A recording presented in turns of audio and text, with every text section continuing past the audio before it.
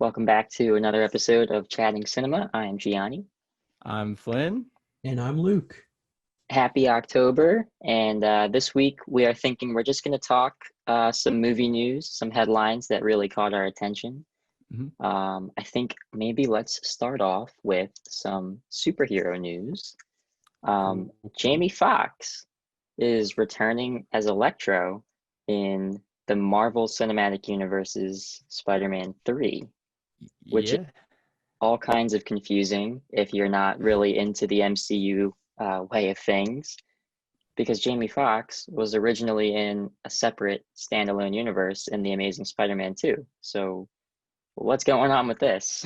I Yeah. genuinely think this is about to be one of the most confusing casting calls of the 2020s because every single person that watches this movie, and like I'm a person who actually I liked Jamie Foxx in that movie. Some of the scenes were a little wacky, but I thought he was a good fit for the character. Like overall, like maybe see him in a couple movies, let him grow, Sinister Six stuff. Like I think it would be really cool. But Mhm. everybody's going to be so confused because like no Andrew Garfield, but we have him now. Like I'm open to it just because you know what, he's a great actor and we need good villains in the MCU, but it's definitely a weird call. Yeah. Yeah. Yeah. I mean, like the as far as Jamie Foxx is concerned, like any problems I might have with like the performance in Amazing Spider-Man 2, I don't hang on him. That's all like writing. So it's not necessarily an issue of him coming back. And as far as like people being confused, I would say that's like a concern, but I don't think Disney Marvel would and Sony Marvel like working together are gonna care that much. One, because Spider-Verse, even though it didn't do as well in theaters as it should have, because it should have made $1 billion. People like love that movie. Like it's had a good like shelf life after leaving theaters, and I think that people are kind of responding to that concept positively and understanding it. And Spider Verse kind of throws you like right in there, and doesn't really like hold your hand through. It just kind of takes for granted that you're following along, and it really works.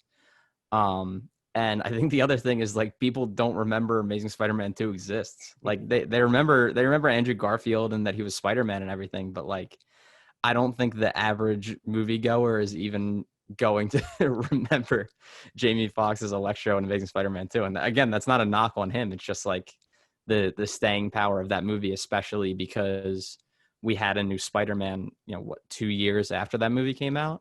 Right. It's kind of like the stuck in the middle where people don't really it didn't really register in the kind of pop culture Yeah. uh you know zeitgeist.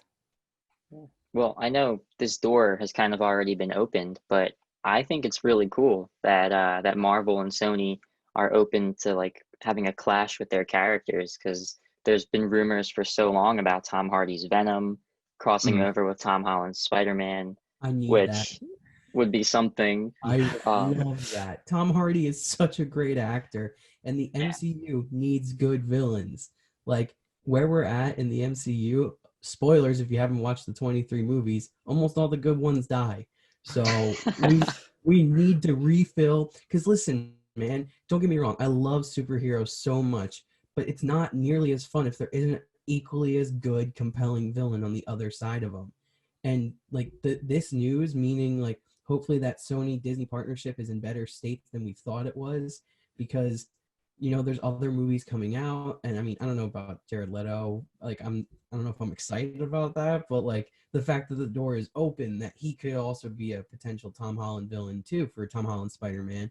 And I mean at this point with like the Tobey Maguire rumors, like there's just like I would kind of love if Spider-Verse just became accepted. Like if you're watching a Spider-Man movie, everybody's floating around in one of those universes and they could pop up at some point, but just yeah, explain it good, but I think it's interesting. I think it's weird for comics or comic movies, but if you've been reading the comics, it's really not that weird if you think about it.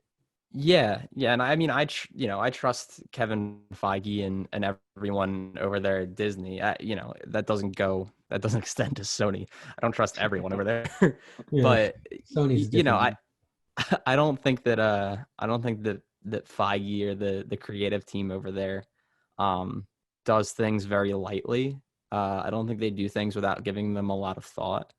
So, and it feels like this can of worms is already like kind of open, right? Because we have J.K. Simmons as J. Jonah Jameson again at the end of Far From Home. I'm sorry if that's a spoiler, but I feel like everybody's kind of seen Far From Home now or that 2 years. cares enough. So I For 2 apologize years, if that was you're a good. spoiler for you, but J.K. Simmons is in there, and we've seen the trailer for Morbius, and Michael Keaton's Vulture, Michael Keaton's Adrian Toomes is in that trailer.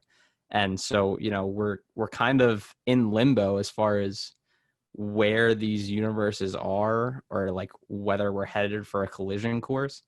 But as far as like Luke, what you're touching on, like Spider-Verse just being like normal and like taken for granted, like, each Marvel installment and like big project is kind of like amazing to me. Like when you like go back to Iron Man, like Avengers like couldn't work until it did, and it worked perfectly. And then you go on, and I mean, I would have never imagined at the outset that like Thanos would be like one of the most popular movie villains of all time, and people would Yeah. just like know who Thanos is. And if you are on the outside looking in of Endgame, it's like really weird. Like there's the time heist, and they're going back to all these like prominent locations from previous movies, sure, but like they're all over timelines that like the scene where Hulk and the Ancient One are talking about the time stream, like go back and watch Iron Man and think like, yeah, 12 years from now or 10 years from now, we're going to be talking about the time stream with Hulk and like the Ancient One. It's so weird. Tilda Swinton is the Um, one too. Smart yeah, Hulk too, of all it's, things. Yeah, yeah, yeah. right. It's like, it's so weird and it's so out of left field, but it isn't because of how they've created this thing. So we're going to see what happens with it, but I have faith in them. And I don't think it's just like, it's not just bringing Jamie Foxx back to take another stab at playing Electro, right? Like that's not what we're seeing here. It's not Yeah. like, oh man, like Jamie Foxx is so perfect for Maxwell Dillon that we need him back. Like, because it could have been the case with J.K. Simmons, right? J.K. Simmons is so J. Jonah Jameson that it's like, oh, we need to just get him back. We're not going to get anybody that gives a performance like that. It's not the same thing for Jamie Foxx as Maxwell Dillon, and that's no disrespect to Jamie Foxx. It's just that's not the same caliber of performance and kind of iconic imagery that J.K. Simmons provides. So it's got to be like multiverse stuff, which is cool. Like bring back Andrew Garfield or bring back Tobey Maguire. Like let's see where we go with this. Yeah. We have multiverse in the title of the Doctor Strange sequel, so it's cool. I'm excited. I think Definitely out of finally, left field. I Definitely think was not expecting it. finally comic book movies are catching up to where comic books have been. Because Mm, I mean, if you walk into a comic book store and you just look at the wall of like this week's releases, you're gonna have no clue what's happening if you're not keeping up with it. But comic yeah, book fans make it a mission to keep up with what's happening and different storylines, different overarching events, different universes. Because you could have 5 different Spider-Men who aren't in the same universe have a new issue right. come out that week, where two of them are Peter Parker, two are Miles Morales, like different Yeah, universes. One's Ultimate, one's Spider-Man Noir, like all that fun stuff. Like the fact that we've had so many comic book movies now that we're getting to the point where all right, these guys have watched a lot of these. Let's give them a multiverse now. Like I'm yeah, excited. yeah, for sure. And that could be, everybody talks about like superhero fatigue and kind of like Endgame is such a good like wrapping up of things, and obviously that's not the end of the MCU, but a multiverse could be the key to keeping this mega franchise going and keeping it fresh and making sure that like people are still engaged and still want to do things, while also like one of the things that Disney Marvel's been criticized for in the past is not allowing as much creative freedom. It was a problem with Edgar Wright and Ant-Man. It's a serious concern for filmmakers that want to work in this space. You kind of like I really love Captain Marvel. Some people feel like Captain Marvel is a movie made by committee, and like I understand that, you know, that opinion. So a multiverse could also kind of open Disney Marvel up to being like, okay, let's take some, let's throw some even weirder stuff out there, and if it doesn't work, we don't have to stress about this being the dom that knocks down everything else. Like we have an out now if that doesn't work. So And it's pretty also, cool. it could lead to the eventual, inevitable, dreadful recasting of Iron Man. Because how the hell are you going to do that? No, You don't. no. But listen, No. as much as Robert Downey Jr. is beloved and will always be for that character, that's not the last time we're going to see Iron Man on the big screen, people. It's just not realistic to accept that. We don't have to yet, but a multiverse could lead to a nice, healthy transition. I believe in Iron Man recasting when they do away with Wolverine and recast him. That's when I'll That's a believe it. fair point. That is a fair point. Yeah. See if they pull that off first. Well, Gianni, isn't there some other Yeah. superhero pulled Speaking up of too? casting, Yeah, yeah. speaking of casting, So a young new actress, Iman Vellani, apologize if I'm butchering your name. You can shout me out on Letterboxd if I do. Has been casted as Miss Marvel in the Disney Plus series, which is pretty cool because Miss Marvel has sort of had Yeah. this like really great introduction in the Marvel's Avengers game on PS4 and Xbox and PC. Mhm. So she's definitely having her shine in media right now. So Right. pretty very cool. smart timing with the casting news. Yeah. Yeah. Um, Yeah. This is awesome. Like, yeah. like for number one to get a newcomer in this role is like crazy, like so cool to me. And it just kind of, they were just able to like report it and just ran like awesome stuff. And yeah, Gianni, like you're saying with the Avengers video game, I love when this happens with a character, right? Like I feel like it kind of happened with Miles Morales the past few years, where like Yeah. you have a character that has like its fan base, and they're dedicated and they're there, and then they are in a couple different forms of media that a lot of people are engaging with, and they just explode in popularity. And if I could pick a character after Miles Morales to have that happen to, it would be Kamala Khan. It's Miss Marvel. She's such a great character. And I'm super stoked about this casting. Like I don't know a ton about Iman Vellani. I've never seen her in anything. Obviously, she's a newcomer, like we noted. But I'm sure with the way Marvel does casting for characters like this, I'm sure she beat out a whole lot of folks. I'm sure she's definitely the right person for the job. And I'm super excited to see what she does, that character. Yeah. I'm excited because she's one of us. She's an avid Letterboxd user who just makes reviews about movies. My favorite one by far is the Kissing Booth 2 one, where she says, "I read Wattpad novels." Like, I think it's like when Tom Holland first got cast. He's a young person. He's the same age as us, which haunts me every single day that the man is the same age as me, and he's Spider-Man and Nathan Drake and a million other things. But like, she's a new young actress who will hopefully usher in a lot of new Marvel fans, having a Disney Plus series, being able to reach so many young people, which is really cool. But Yeah. she's literally one of us. Like, she Yeah. just reviews movies for fun. She's a kid, man, and like that's awesome. Like think about Yeah. how crazy it is. Like how we were just saying with Iron Man. Like, could you imagine 10 years later, like the Ancient One and Hulk talking? Well, now we're having Disney Plus series about Miss Marvel, and like the Guardians got a shot with 2 Yeah. movies. They're some of Awesome. the biggest movies made now in the universe, and all these characters are just getting their time to shine. And I just can't wait to see like how different it is and how fun it is, because like this is just gonna be fun, man. Like, you just got to go Yeah. into it expecting to have fun, because that's how it was Yeah. for Marvel for a while, where the stakes weren't so high, and it wasn't like building the end game. It was just like, man, it's just fun, and like I'm excited to get back to Right. that. Yeah. Yeah. Definitely. Yeah, for sure. And like Iman Vellani's letterbox kind of went viral after she got cast, as we've kind of already like touched on a bit.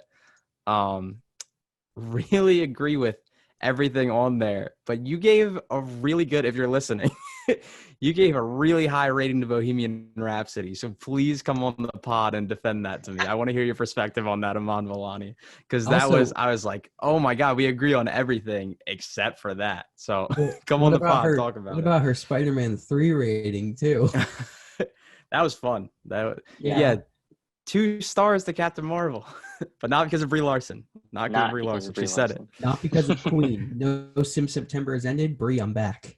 But it's cool. Like if she has those notes and she's Miss Marvel is so closely tied with Captain Marvel, right? And hopefully they value her voice. Like if she obviously they just cast a very young person to be a young character. So I'm not saying that she's going to be like in the writer's room. Just let her You write. should listen to those voices. If she comes in and is like, yeah, like, oh, I didn't really like this in Captain Marvel. It's like, okay, well, you're Kamala Khan now, so I'm gonna take your opinion to heart and I'm gonna listen to it because she'll probably be in the sequel. Yeah. Yeah, it's a Or lot to look hey, who forward to. knows? What if Brie Larson makes an appearance in that show? I don't think any Marvel That'd be character crazy. is off the bets for that. Off the table. Yep. Yeah, A lot to look forward to with Marvel. their contract's pretty Moving on. wild. Yeah, moving on a little bit. Still related to the Marvel universe. Chadwick Boseman's last film appearance is going to be in Ma Rainey's Black Bottom. It's the adaptation of the August Wilson Mhm. play. And we had some first stills that came out. If you're listening to the podcast or watching right now, we'll have some pictures up for you. But pretty cool. It's going to release on December 18th, 2020. And just from the Yep. photos alone, it looks like another just powerhouse performance from him. And with the supporting cast and Viola Mm-hmm. Davis, it looks like it's probably going to be an Yeah. awards contender. Yeah, can't wait for a trailer, but looks like something. And Yeah. a blues Yeah, movie. for I mean, sure. come on. Um, Yeah. yeah, yeah, right. Uh, it you can only judge so much from the stills, but it's always a good sign when you have stills come out for a movie and like you can immediately sense what the creative team is going for. Mhm. And I definitely feel like this is one of those movies where I saw the stills and I'm like, oh yeah, I'm totally on board. This is, I can see exactly what they're trying to do here. So very cool. Chadwick Boseman obviously is his last performance, which is very sad, but it's also kind of nice to know that we are gonna get to see him in something new one last time. Like it's kind of exciting, right? Like we have One all last these piece of closure. performances from yeah, we have all these performances from Chadwick where, we were already so attached to them and then his passing just like transcended them to a different level. So this is, the last movie where you're like, you don't know what it's going to be like. You don't know what the performance is like going into watching the movie. So it's obviously going to be, you're going to feel a wide range of emotions watching that movie, which is to be expected, but still very cool that we're going to get one final performance from Chadwick that we haven't seen before. Yeah, I think it's just something that will really help the film community because losing Chadwick was such a blow. He Mm, was he was really on a start to almost a legendary career. If you look yeah. back at the roles and the characters he was playing and the stories he was telling, he was really just off to an amazing start. And I'm really excited to get to see him perform one more time. Yeah. Yeah. I mean, and he was so fierce in what he did and cared so deeply. I mean, I can still remember vividly reading the stories about how, he's the reason the Wakandan dialect sounds how it does. Like he's the one who fought for that. So, just like that type of care. And recently the story about Sienna Miller broke, where, she wasn't going to be paid nearly what her rate was and he chopped down his own salary to contribute to hers. I mean, that, everything you hear about him just makes it seem like he was such a genuine, kind soul. Yeah. And it's just a monumental loss. But Luke, like you were saying, having that this movie come out that everybody can kind of like come together and be like, and you know, I'm not trying to take anything away from the filmmakers or, you know, Viola Davis, every performance she gives is legendary. So I'm not saying that this has to be like, oh, well, this is the Chadwick Boseman goodbye movie now. Like that, the film can still also stand on its own merits. It's just, you know, it's going to mean a lot of different things. Like it's hard to separate that from, Yeah, you know, what we're all dealing with in the wake of his passing. So absolutely. So before we wrap up this week's little news roundup, I figured maybe we can chat a little bit about what we're watching and what we plan on watching in the next coming days. And maybe if you haven't seen any of these recommendations, you can watch it yourself because we're still a lot of us at home right now and we have plenty of yeah, time on our hands. yeah, So the first one is a big shout out to Gianni because the last time we recorded an episode, we finished recording and then Gianni was like, "All right, Flynn and Luke, it is time. You need to watch The Boys." And me and Flynn were like, "We keep hearing about it. We need to watch it." And Gianni was just like, "Just make me a promise that you watch the first episode tonight." And Flynn and I were caught up 2 days later.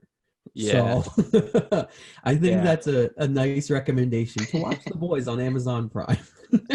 Yeah. Yeah, for sure. I mean, when we tuned in, I believe the first season was obviously completed, and then I believe a half of the second season had been released because they dropped the first 3 episodes all at once and then did the weekly release schedule and dropped the fourth episode. So I believe that's what was out when we began watching. And yeah, you know, props to Gianni because it's fantastic. I mean, it's a really great show, and you know, I'm a huge fan of Watchmen, and it's certainly got that kind of, you know, it's hard to elevate something to the level of Watchmen, but it really does feel like that quality of really digging into the psyche of superheroes. And you know, even though we had a Watchmen show just recently, which, you know, is fantastic. I Yeah. often rated as like my second favorite show of all time, that season of Watchmen. The Boys really feels like the definitive take on like the modern superhero, right? Because Watchmen was the superheroes of the 80s. The Boys, like, it's a satire of modern culture, of, you know, like modern day capitalism, and you know, you don't like sometimes they'll be parroting stuff that like I like, right? Like that I like about superheroes, and they're calling it stupid. And like, if you can laugh about the things that you like, that's a really effective parody. Like Yeah. it's really good to kind of point out those things and be like, yeah, you know, this is a little ridiculous. Like, you know, the Huey in the first season has, you know, all this merchandise of A Train and the Seven and everything. And Yep. it's like, all right, yeah, that's pretty funny. Like, Yeah. like But this hey, guy is Flynn, me. Like, Flynn, you're the real hero. yeah, a lot of great performances. I think Very that's my well favorite written, very part. well shot. Yeah. I think For that's me, my it's the favorite writing. part about The Boys is how do you pick a favorite character? How? Yeah. Yeah, From the good and evil sides. They are yeah, all just so interesting. They really Yeah. flesh out so many different story arcs and they cram into those episodes. Some of the yeah, most jam-packed TV show episodes I've ever seen. Like I obviously don't not pay attention when you're watching something new, but I feel like if I look away from the screen for 5 seconds on The Boys, I'm like, Yeah. what just happened? How did these people get here? yeah, How are they meeting? How are Yeah. they Yeah. fighting? Like, oh my God. Oh, just I couldn't say enough good things about this show. Like I And just can't and like just need to watch it. for me, like with the boys, I say all props to the people behind the scenes, making mm-hmm, sure that the show looks the way it does and feels the mm-hmm, way it does. But the writing, and then of course, you cannot forget these actors because yeah, by all means, some of these characters would be like the worst possible humans in real life. yeah, You would not want to see these people like yeah, on a stage. But something about the actors and performers that what they bring to the roles just makes you kind of love these really terrible superheroes. yeah. um, Exactly. You couldn't have said it better. yeah, Yeah, you know, it's I don't want to elevate anything to Bryan Cranston Breaking Bad levels because that perform, you know, I don't want to be sacrilegious here. But Do it. I Be honestly feel sacrilegious. like We need podcast it's views. that level it's that level of like this human is terrible. This is a terrible person, but watching them operate is magnetic, and I can't look away. And I still like feel this connection to them, everything, even though everything I see them do is morally reprehensible. Like, I feel connected to them. That is the level of performances from, people like Anthony Starr's Homelander. Like that is the big performance to me that just stands out as like, oh my God, this dude sucks so bad, but every time he's on screen, he's chewing up scenery left and right. Like, it is a powerhouse performance. Yeah. And all of the boys, like that whole crew is such a good, like, unique kind of team in this kind of franchise. So yeah, fantastic show. Definitely get on it. Close to at the time of this recording, close to the end of season 2. A couple more episodes to come a couple out. hours, the next episode will be out. I'll be watching it at midnight. Yeah. Yeah. I know personally tonight I'll be watching the Showtime miniseries, The Comey Rule, starring Jeff Daniels and Brendan Gleeson as the president. I am excited for this one, and I think that anyone who's interested in the current political landscape probably has something to gain from watching the show. I think at least I do. And I think it's a very timely release. I don't think that they would release a show like that if it wasn't to try and garner some attention. Right. And I'm definitely looking forward to it. If you have a Showtime subscription, definitely check it out.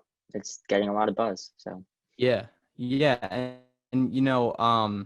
I haven't seen it yet. I'm planning on watching it. Really good cast.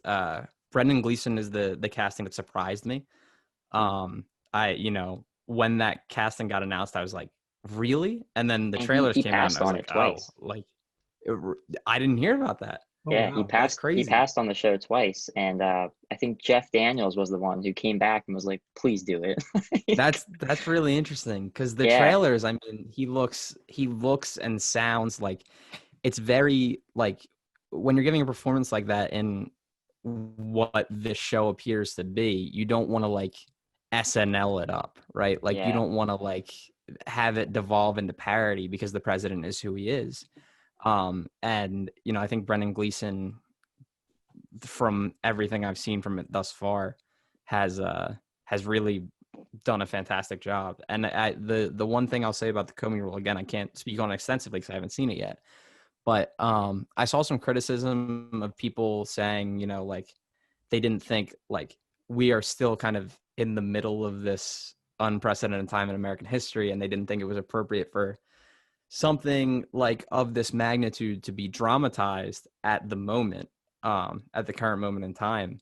But from people that were pushing back on that, and this is certainly how I feel about it, like, sometimes reading something in a story or in a book, no matter how good the reporting is, doesn't connect the same way as like watching it dramatized, watching it in front of you. And like you're saying, Gianni, about the potential impact it could have, like that is my thought process of, they read this story and they're like, yeah, people are reading it, but I feel like they're not really hearing it. And I feel like they're not really understanding kind of where we are, and, who some of these people really are. So, who knows, like, what kind of impact it could have on the landscape.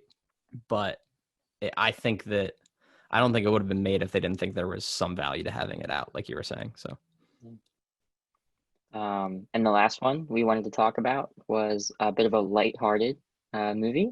Enola Holmes is on Netflix currently, starring the great Millie Bobby Brown as yeah. Sherlock Holmes's younger sister, right? Yes, sister. Yes. No. Sister or Yeah. niece? Sister. Okay. How I think about it's that? sister. All right. Henry Cavill as Sherlock Holmes, so Yeah. that's fun. I'm really excited to see him in that role. None of us have watched it yet. We honestly, we're throwing around the idea of doing like a quick little podcast about it after we've all watched it, because so far I've heard nothing but just like fun things about it. Yeah, me too.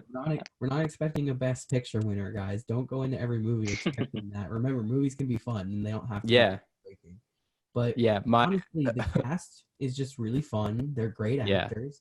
And at this point, it's just like Sherlock Holmes is such a fun character, a fun universe. I loved when Robert Downey Jr. played him.